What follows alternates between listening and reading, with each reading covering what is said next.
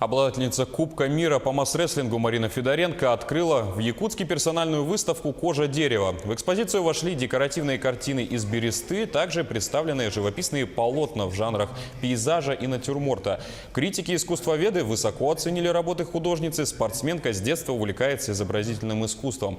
Символично, что первую свою выставку Марина организовала в преддверии чемпионата России по масс-рестлингу. А нынешняя же экспозиция проработает до 25 мая в спорткомплексе «Мадун». Спасибо моим коллегам и альма-матер моего спорта, то, что дали возможность такую здесь показать свои работы. Когда-то в журнале читала про технику маркетри. Это как мозаичная техника. Из шпона дерева делают работы.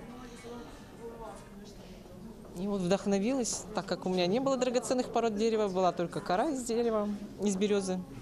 Я вот начала из нее делать работу.